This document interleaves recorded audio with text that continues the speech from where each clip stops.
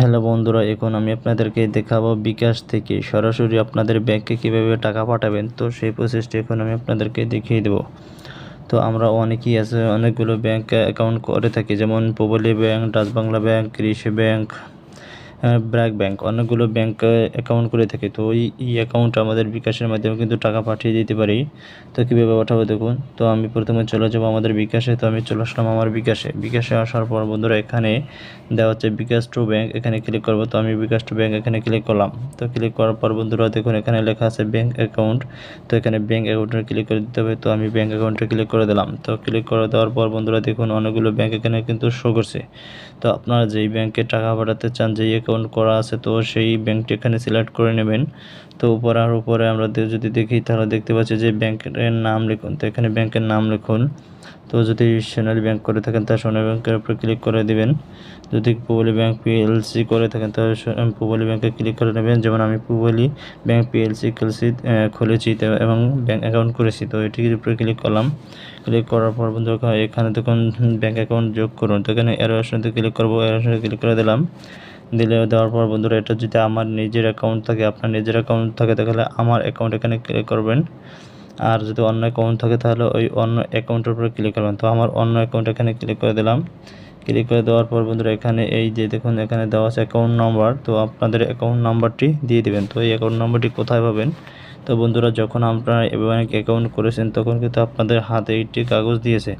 তো এই কাগজের উপরে কিন্তু অ্যাকাউন্ট নাম্বার দেওয়া আছে। তাছাড়াও বন্ধুরা আপনারা যে অ্যাকাউন্টের খোলার সময় নাম্বারটি দিয়েছেন সেই নাম্বারটিতে মেসেজে চলে যাবেন। তো মেসেজে চলে গিয়ে আপনারা দেখতে পারবেন যে আপনাদের একটি মেসেজ দিয়েছে, তারা ওটিপি দিয়ে কিন্তু অ্যাকাউন্টটা খোলা হয়েছে। তো তাই আপনারা চেক করেন যে এই যে দেখুন পূবালী ব্যাংক, এখানে এই যে দেখুন আমার পূবালী ব্যাংক।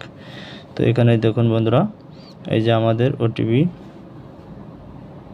এই যে অ্যাকাউন্ট নাম্বার। তো এই দেখুন অ্যাকাউন্ট নাম্বারে কিন্তু আপনারা দেখতে পাবেন।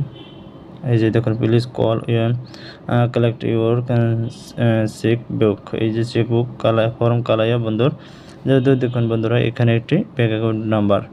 তো এই অ্যাকাউন্ট নাম্বারটি এইভাবে কিন্তু আপনারা সংগ্রহ করতে পারেন যদি কাগজটি হাতে না থাকে। তো এখন আমি চলে যাব আমাদের ব্যাংক অ্যাকাউন্টে। তো এখানে কি করব, এই যে দেখুন এখানে আমাদের অ্যাকাউন্টের নাম্বারটি এখানে বসিয়ে দিতে হবে। তো আমি আমার ব্যাংক অ্যাকাউন্ট নাম্বারটি বসিয়ে দিলাম। তারপর এখানে এগিয়ে যান এখানে ক্লিক করবো, এর অপশনটিতে ক্লিক করে দিলাম। ক্লিক করে দেওয়ার পর বন্ধুরা এখান থেকে সরাসরি এইভাবে শো করবে। তো এখানে অ্যাকাউন্ট টাইটেল, তো এখানে আপনাদের অ্যাকাউন্ট টাইটেলটি বসিয়ে দেবেন, যে এই অ্যাকাউন্টের কী নাম সেটি বা কী নামে সেভ করতে চান সেটি। তো এখানে আপনাদের বিকাশের পিনটি বসিয়ে দেবেন। তো আমি আমার বিকাশের পিনটি বসিয়ে দিলাম। তো বসানোর পরে এই এর অপশনটিতে ক্লিক করে দেবেন। তো আমি এর অপশনটিতে ক্লিক করে দিলাম। তার অপশনে ক্লিক করে দেওয়ার পর বন্ধুরা এখানে কিন্তু ব্যাংকের নাম কিন্তু সরাসরি শো করছে, ব্যাংক অ্যাকাউন্টের পাঠান এখানে শো করছে। তো এই এর অপশনতে ক্লিক করে দেবো। যে দেখুন বন্ধুরা এটা কিন্তু যোগ করা হয়ে গেছে, যে আমাদের ব্যাংক অ্যাকাউন্ট নাম্বারটি এমনকি মানে অটোমেটিকভাবে নাম্বার কিন্তু শো করছে। এখন যদি আমি টাকা পাঠাতে চাই আমার ব্যাংকে কিন্তু সরাসরিভাবে কিন্তু শো করবে। তো আমরা একটু দেখি, আমরা আপনাদেরকে দেখাই যে আমরা কীভাবে শো করে।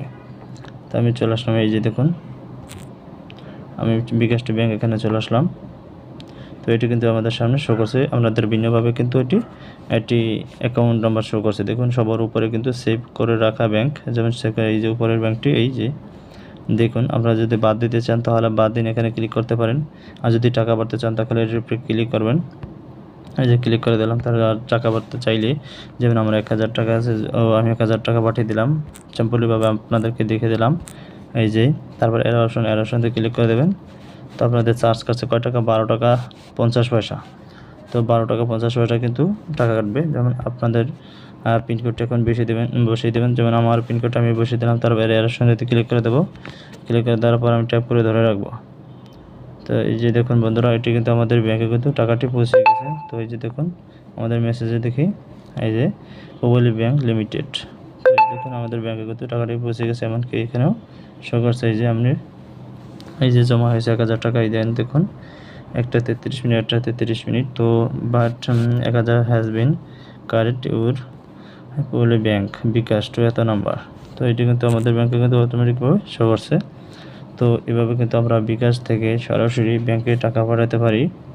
তো ভিডিওটি ভালো লাগলে লাইক শেয়ার অ্যান্ড কমেন্ট করবেন। পাশে থাকার জন্য সবাইকে ধন্যবাদ।